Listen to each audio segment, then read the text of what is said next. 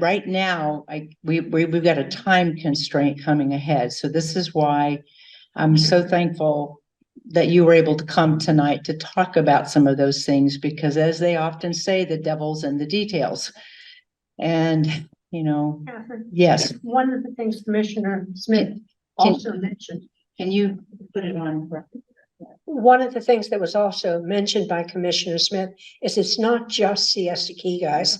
This opens it up to the entire county. You're looking at Casey Key, you're looking at Venice, you're looking at all the other county properties. So this is very important that you speak to people off the key, so they are aware that this could impact them as well for their properties. And it's even more important in that the reason to do workshops is to have had a fair opportunity for the people impacted to speak and be heard.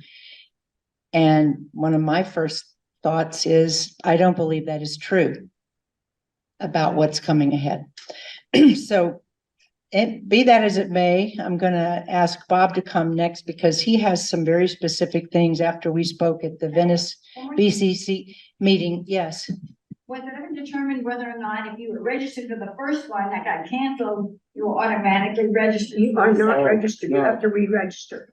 You must be registered. All I know is that I received an email to reapply.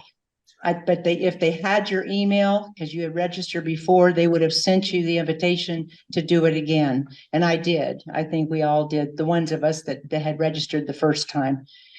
I hope everybody did. If you find that you did not, you need to try it and go ahead and get registered. Don't assume. That would be my suggestion. Okay, Bob, come on up, because we've got one more very important thing to mention, and a couple more things actually, which relate to all of this. And I'm thankful that you all are here tonight very much. I want to tell you that Siesta Key Association and the Siesta Key Coalition have been actively working on this for the past couple of months. And when Mark mentioned it on the 28th of November, that there was a hearing and they decided to endorse this off-cycle private comprehensive plan change, we testified. A lot of us did, 3 or 4 of us. And we said, you don't know enough about this to make a decision. You need to develop 4 different options. One of them is, and the one I like, is the no action alternative. Don't do a damn thing. Yes. The second one was the Chamber of Commerce's, which was going to limit things to 75 rooms per total and 52 rooms per acre, kind of double what it is now. And it would require a traffic model to prove that they weren't going to hurt the safety and traffic of Siesta Key, both for you and me and pedestrians and bicycles, as well as the ambulances that are coming to save your life. So, and then there was the Wells Fargo one, and then the Kimberly Horn one. The Kimberly Horn one, Mark did a great job of narrowing down what some of the key issues are. But if you want to go to sleep, go do what he said and download all 77 pages of comprehensive plan and zoning code text changes that they want to make. And they're pervasive and almost incomprehensible and very offensive. Then they have the zoning code they want to change. And then the last 2 pages of the Kimberly Horn one for Benderson is a plot plan. And you all know where Fabio's is, the Italian restaurant. They're going to tear all that shopping center out between the swimsuit place and Gilligan's and build an 85-foot tall, 164 room hotel with 200 required parking places. Only 120 of them are actually going to be built, and the other 100 are to be determined, or maybe who knows. So that's a big deal. And as Mark said, they only send it out to people within 750 feet of that site. Okay, which is, And as well as the Wells Fargo site and the SKA site and the down here at Turtle Beach. So, for example, I didn't get a card. Lourdes didn't get a card. Jim Wallace didn't get a card, even though we've all been actively involved in fighting this. Siesta Key got one. You know, it's this generic looking kind of black, lots of phone numbers and stuff. They were real good to us. They sent ours to our old Davidson's post office box. So it had to go to Tampa to get a little yellow sticker to come back to us. I think we got it 2 days before the 21st, but you know, people have been squealing to me, so I knew about it. And we raised a lot of issues about this. And so now on the 8th, at 6 o'clock, for 1 hour, they're going to present what their proposal is, which I just got through telling you is 77 pages long, and they're going to allow you to ask all your questions. No way. So one of the protests, one of the complaints we're going to make is that you got to do more. There's not enough. And it's hard. Mark did a good job because he read the 77 pages. If you read their thing, all they say is they're going to propose a change in the comprehensive plan, the Uniform Development Code, and some special exceptions. Do they tell you what they are? No. You know, you have to listen for the first half hour. Maybe they're going to tell you. I doubt it. Anyways, that's been a problem, and we're going to try to fight as well. I've been writing down questions. We're going to send them in. We're going to demand to give us time to get answers. And if they don't, this is a multi-step process. This is the first step. And if they don't get done, I think they have to come back and do yet an expanded continuation. We're going to ask for that. The next step is the staff has 75 days to turn that into a staff report. Okay. And they don't start working on that until the applicant documents the meeting with minutes and all the questions that were asked and all the answers they gave. So it's going to take a little while, hopefully, but it's really important that we make this first step as drawn out and painful as possible. What can I say? After the staff does that, then they submit their report to the Planning Commission, which is a board-appointed group of citizens, and they have to give notice for a public notice. So 2 weeks after the staff is done, then they can put the public notice out, and then twice a month that Planning Commission meets. So it's another month or two after that. In my mind, we're already up to the second quarter, just waiting on the Planning Commission. Then the Planning Commission writes a report and sends a report to the Board of County Commissioners. And they have to give 2 weeks notice of a public hearing, and then they hold their public hearing, and they will take testimony, and they'll give you 5, maybe 3 minutes to stand up and offer your opinion yet again.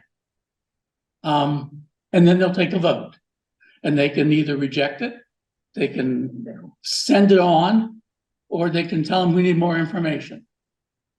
What does send it on mean? It means that they don't have the final say. They have to send it to the State Department of Economic Opportunity, and they have to review it and see if it complies with state law, including the state comprehensive plan. By the way, the state comprehensive plan says they won't encourage development on the barrier islands, okay? That's what the current county comprehensive plan says, except Benderson wants to change it to encourage development on the barrier islands. It's flipping it on its head, and it doesn't make any sense.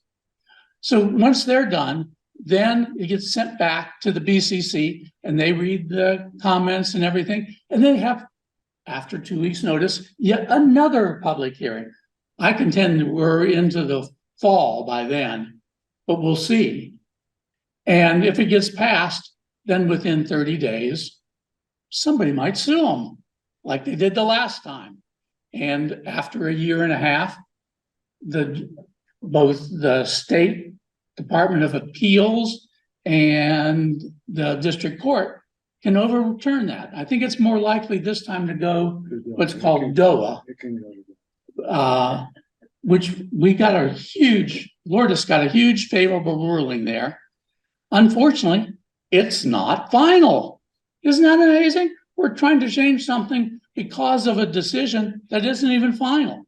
Now, the people who sued at DOA, Lourdes et al., they went and presented that to what's called the Administrative Committee. That's the governor and his cabinet.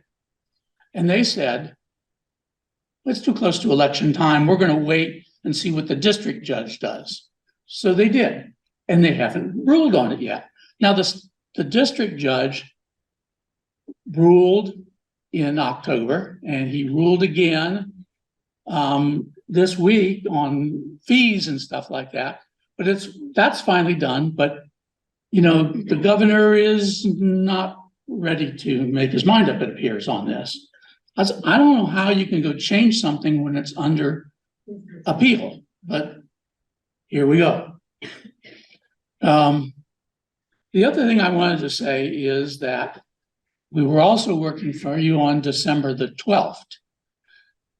Several of us made a little journey down to Venice to the backup or auxiliary comprehensive commission chambers, and we testified. And they were doing two things that day, most amazingly. One of them was they were saying, okay, I guess we lost. We're going to put the county code that changed it to unlimited density back like it was, okay? And we called Mark Smith, and he graciously said, well, at least we ought to have a hearing on this, make a presentation, let us ask questions. So he asked for the presentation, and in the presentation, there was a allegation that could restore it back the way it was, except that there were some red line edits on it, like transient accommodations don't apply to commercial properties. And, it's like, what? That is not exactly putting it back like it was. So we testified about that, and the commission was getting ready to get upset, and Mark was turning red in the face, and poor Donna, Donna Thompson, who's the zoning administrator, stood up and said, oh, I made a mistake. That's what you call a Scrivener's error, like it's a typo. Well, come on. You and I both know if you're using Word and doing track changes and it underlines it and highlights it and put it in red, that's not exactly a Scrivener's error. But they decided not to vote on it. And I just talked to Mark. Now it's been a month. You know what they've done? Nothing. They haven't done anything on that yet. And it's not on the agenda for the first meeting of the year on the 10th. So, and Mark is very observant in saying that they need to also change back the zoning code for transient in CI and CG, because the judge was very clear. You screwed up. Put it back like it was. So we'll see what happens. The other thing we talked about on the 12th was our buddies, Village Hotel, there by Foxy Lady, and the Ascari Hotel. Both were there, and they said, we would like to have an opportunity to renew or revise and reestablish our special exceptions, transient use, height, setback, stuff like that. And they said, but there's this troublesome county regulation that says you can't do it within a year of when you lost it. And we know they lost it just last fall, either in August or October. So why would you want to do it anyways? Because Mark was very good about getting put into the record. If you go ahead with this, it is contingent on Benderson's stuff being approved. So that's very important. But the other amazing thing was that troublesome county regulation says there's only 2 reasons that you can get an exception to do it sooner than 12 months. You know what they are? One is an injustice has occurred. And now I don't think the judge is going to like being told that he was unjust, but nonetheless, that's what one exception was. The second one was that it's a matter of public safety. We got to do it quick. You know, like there's a pothole you need to get fixed or something. And you know who put facts on the record about those 2 things? Me and Catherine and the condo council. Do you know who didn't put any facts in that would support either of those claims? The applicants. So there's absolutely nothing on the record why the county should have done that other than they wanted to. Sometimes when that happens, people get sued. Enough said. We've talked to our lawyer, and it's right as soon as they hold their workshop and start down that path, then people might find us back in front of a judge saying they're not complying with their own law. Okay, so that's what the workshop on the 9th is about, is they want to start up that process for special exceptions. Now, once again, have they told us what their special exceptions are going to be? No, they'll describe that in the first half hour of the meeting, and then they'll let us ask questions. So we're going to be asking a lot of questions at that, the kind of things Mark suggested, the kind of things like I just said, that this is an illegal meeting. You're not following the county's regulations. So we'll see what happens, but there's a lot of miles to go, and delay is our friend, because guess what's going to happen next November? An election. And 3 of the commissioners that are supporting this are up for election. Okay? Enough said. And yes. In this district or in other districts? Well, you know, we're a single member district, so praise the Lord, we won't be able to vote for that. But one of the commissioners is Mike Moran. We don't vote for him. He's up there in the Lakewood Ranch area. He hates us anyway. That's He true. hates the SKP. He has never voted for anything Yeah. in favor of the SKP. Another one is the head of the commission, Rod Cutzinger, who is Northport. I don't know. He's a developer. What can I say? And the third is the guy who took Nancy Dietrich's place. Nooner. Yeah. Joe Nooner, chiropractor, yeah. No, This is the one DeSantis appointed. Oh. you're talking about the chiropractor. He's Talking about the, one that is commissioner for South SKP. yes, he's not up for Oh, election, he's not up for- just like Mark isn't. He's on a 4-year term and he's a year into it. It's Rainer. Oh. Yeah. Rayner, Neil Rayner. Appointed by DeSantis. So, he's going to be challenged by Tom Knight. Remember the former sheriff? Yeah. He was a good friend to us out here, and Tom has said, I will support Siesta Key. Okay? It takes 4 votes to change the comprehensive plan. I think we know where one of them is that's against it. And unless things change, and for some good reason. And then I think Tom Knight would do it, and this whole thing would fail. And that's why, to be frank, they're in a rush. They want to get this done before the election. Okay, don't let them. Is it one more? Are you saying that we have 3 folks that would support us and we need 1 more? I No, was a little it confused. takes 4 to change the comprehensive plan. Yes. We have 1 that will support us, and I think Tom Knight would support us. So there's only 5. So all they could get is 3, and it would fail. Got it? Okay, got that. So Tom would be a very key person. Yeah, and by the way, he's having a fundraiser at the Big Tiki Hut on the 17th. Okay. Yeah, I have a quick one. Okay, I was a risk consultant for IBM. I built mathematical models. I built one for Siesta Key. In summer, the traffic goes 20 miles per hour. winter drops to 2 miles an hour, but the hotels will drop below 1 mile an hour, and they'll go bankrupt in 2 years. The solution to that, instead of building an ugly hotel on the mainland, do what they do in Norway and Qatar, build a floating hotel, park on the mainland, build a floating hotel, the building materials come by boat. So the building material trucks don't block the road, and the passengers, the tourists, they come from the mainland to the hotel in water taxis that don't even have drivers. Yeah. So instead of trying to jam an ugly hotel onto the mainland, build a floating hotel, which already exists all over the world except here, and take the passengers back and forth in water taxis instead of driving on Siesta Key. That would lower the traffic on Siesta Key and make Sarasota one of the most beautiful cities in America. I've already sent this to the Herald Tribune. Tomorrow I'll send you again. And the commissioner with actual pictures of floating hotels, water taxis, and a cost difference between building an ugly hotel on the mainland and building a beautiful hotel in Sarasota Bay that floats. Yeah, thank you.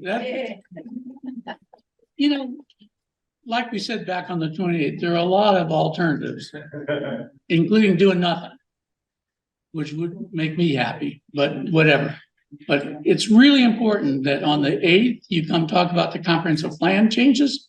And on the 9th, you come talk about the special exceptions behind Foxy Lady. We don't want a high hotel there, 83 feet tall with 100 and some odd room, almost 200 rooms. And we don't want any specials. We want special setbacks. We don't want them to crowd up against the room and stuff, the neighbors. Yeah. So you probably thought of this, but given that it's county-wide, seems to me contacting the local newspapers, the relevant neighborhood associations will be well worth it. Is there anything going on like that? Well, in November and December, the local press, the Observer, the Siesta Sands, the Siesta News Leader, and the Herald Tribune all have done a lot of work covering this. It's been very good coverage. But And not the details Not this level. today. well, you know, what can I'm telling you what they told the commission on October the 25th. What they're going to tell us next week, I don't have a clue, other they're going to ask for something. So the goal of everybody on Siesta Key next week ought to be to ask them a lot of questions is, what are you doing? What are the special exceptions? Why are all these changes in definition? Why in the world would you want to change the comprehensive plan to say that instead of discouraging development in flood evacuation zones A and B, you're going to change it to say, we're going to encourage you to do that? That makes no sense. And by the way, that's a violation of the state comprehensive plan. And we haven't yet begun to fight on that. Are there even better guidelines for Berry Islands? There must be. There are. They said the state's not supposed to spend money to develop barrier islands. It's in black and white. It's not. Okay. But somebody back there had a question. Yeah. Did you want to ask? Okay, maybe she was this spreadsheet. Never mind, sorry. Well, I'm gonna, yes. Could you just explain again about what So I thought I understood you to say is that submitting questions in advance was required? Is that no longer required? Let's see. What the notice says is that you can log on and listen to the introduction. And then if you've ever used Zoom, there's a little button you can push to raise your hand. If you do that, then they will unmute you and you can ask your question. Maybe, if they don't run out of time. If you want to submit it ahead of time, which we're going to do, as well as log on, they have to answer all those in writing and send it to the Planning Commission. Okay, so you can do one or the other or both. But if we submit enough questions, it'll take a while to answer them all. But both written and verbal questions are going to be required to be part of the record. Yes. Along with their answers. Yes, yeah. And then after that gets sent to the Planning Commission, we can submit emails or letters to the planning commission, and they have to consider all those. And then after they do their, whatever there, it goes to the BCC, we can submit more stuff to the BCC in writing for both the first time and the second time that's there. And Mark has graciously asked to be copied on that kind of stuff. He should. And we're gonna fight like heck. What can I tell you? But some people say the fix is in. I think it'd be wise for you to send your questions in advance, just because they're not gonna have potentially enough time. Right. Even let you ask them at the Zoom meeting. And keep a copy of, And I still have to answer them if you send them. Send a copy to Mark. You just want to Yeah. answer that night. And I think you can actually submit them within a few days of if you didn't get a chance to ask them. It's not a hard cutoff at 7 PM on the 8th, but I'd encourage you to get them in the day ahead of time. I always struggle with, should I give them a time to think up their amazing answers, or I want to catch them a little cold, but. You know, a little White House next to the Foxy Meeting. Who owns that?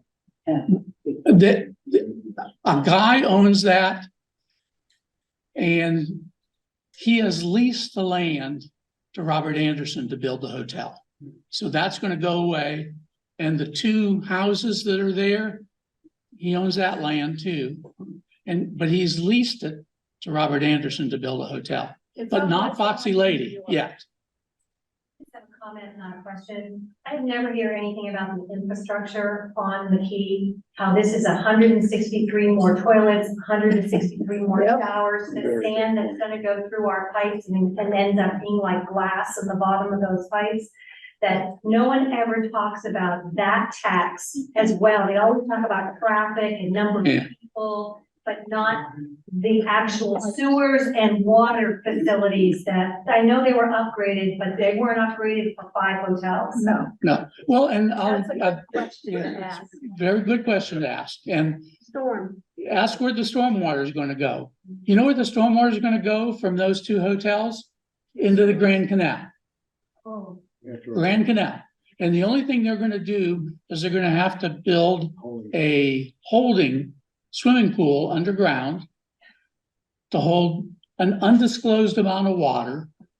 And then they have to treat it to NPDES standards and national standards, which means they have to filter it through a bale of straw. Not like the oysters. No. Hopefully they last. And then they have to clean it. If the bell has rung, do we wanna? Yeah, If people, if there's I- something, Yeah, Jim, do you want to say a few words, please?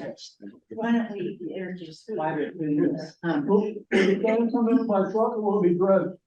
You know, the sand will come by truck or dredged I through think the we bag. should, you send out the email. So what the sand? Okay. When they're doing the landfills, they get the fill from the dredging it, or they have to. He's move it gotta on blast truck. them out. They're gonna dig a hole.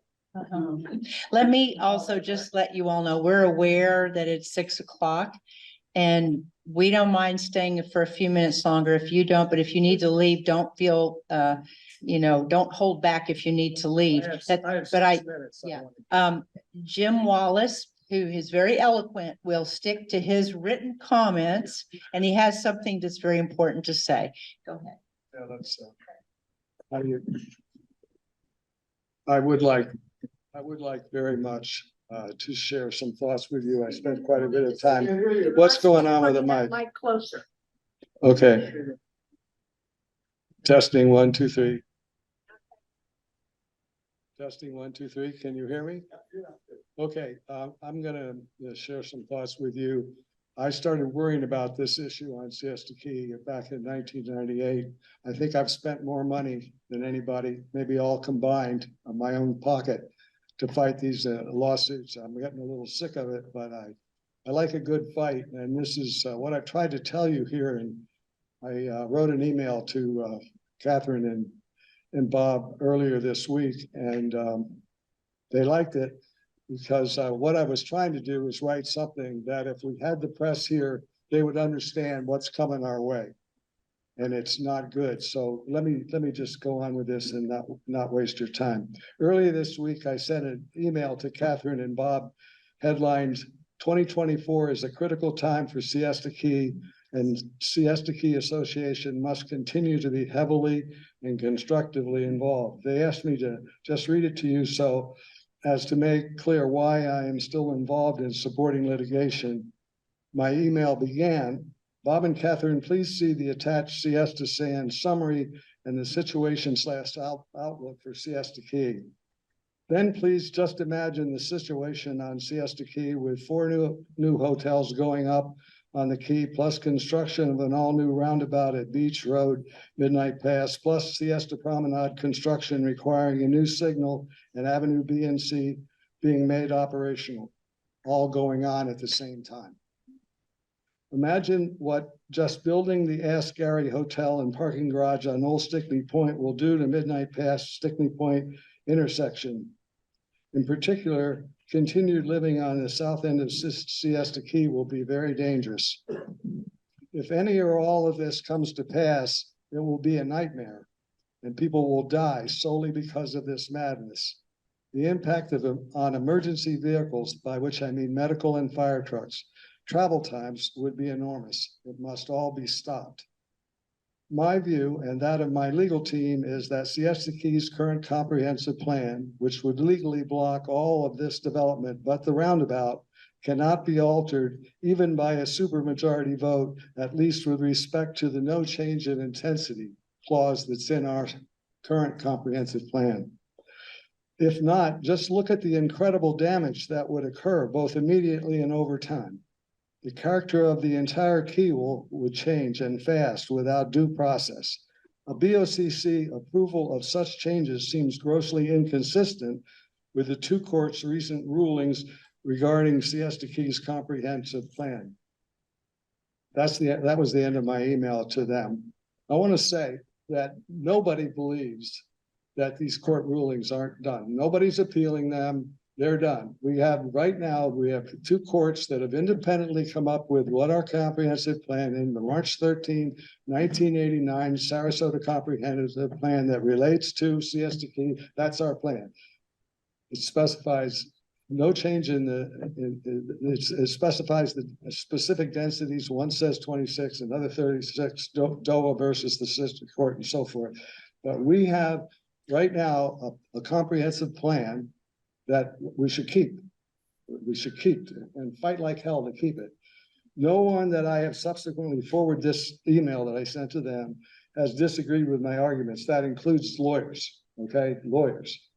This means that without successful litigation designed to stop this madness, 4 BOCC members have Siesta Key on the path I have just described, right? Only Mark Smith has stood tall on this matter from the day he joined the board.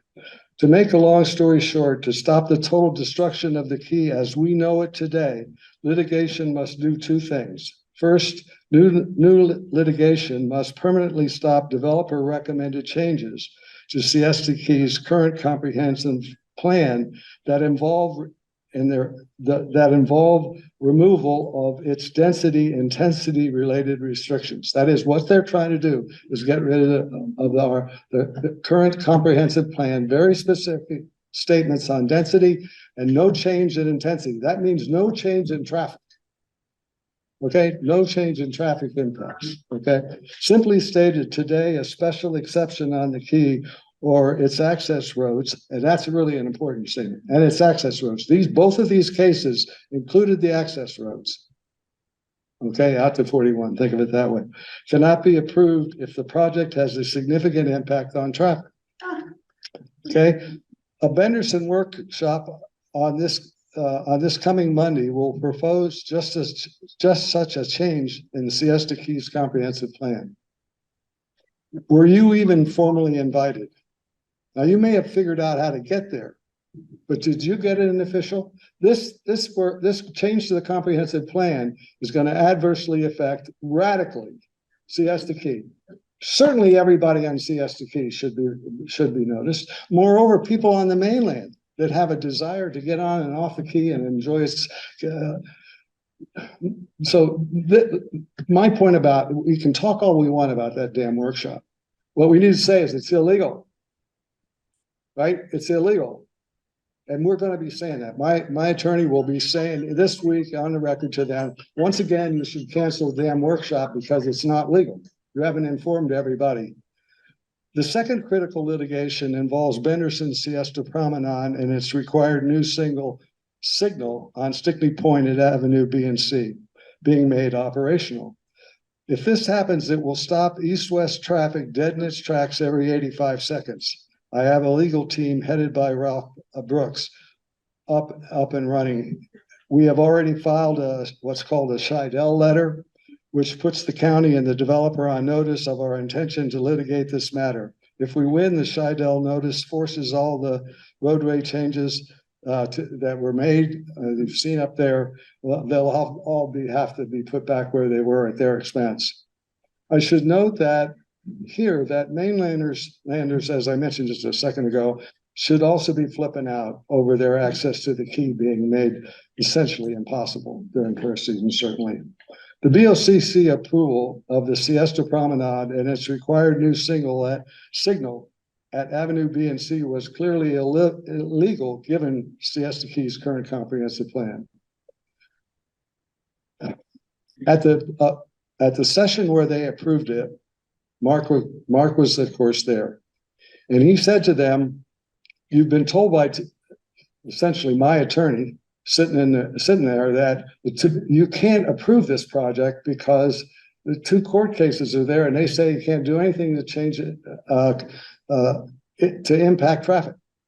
Well, how do you think stopping traffic every 85 seconds deals with the traffic run? I mean, it's just insane, right? So they were told by Mark that that was the case, and he turned to Moye, the county attorney, and said, "Well, what do you have to say about this?"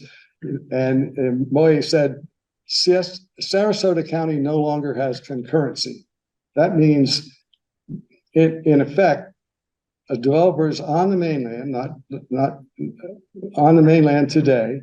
If they insert a project and it screws up traffic, they don't have to pay to fix it. That was changed by county, but they didn't change.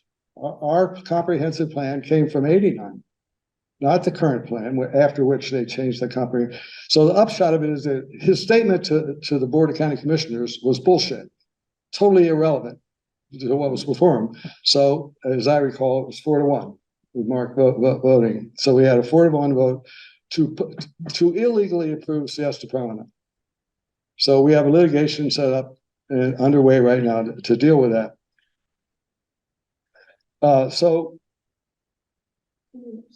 the BOCC approval of the Siesta Promenade and its required new signal at Avenue B and C was clearly illegal given Siesta Key's current comprehensive plan. However, all BOCC members, except once again Mark, approved it anyway. Everyone must now remember there are two key litigation efforts to summarize, right? Everyone should remember there are two key litigation efforts that need to be funded. Ralph Brooks' attorney and I are litigating the new signal on Stickney Point, but we are also keeping track of all Siesta Key related litigation. Ralph will be providing updates at future meetings. Please keep in mind that 4 members of the current BOCC could care less about imposing such negative, drastic changes on Siesta Key. We have to win in court. We have to win in court. Your assistance in funding Brooks' effort would be greatly appreciated. We are being far outgunned by multiple developers and their legal teams. A handout is available if you'd like to make a contribution. If there are any questions, I'll be glad to try to answer them. Thank you so much, Jim.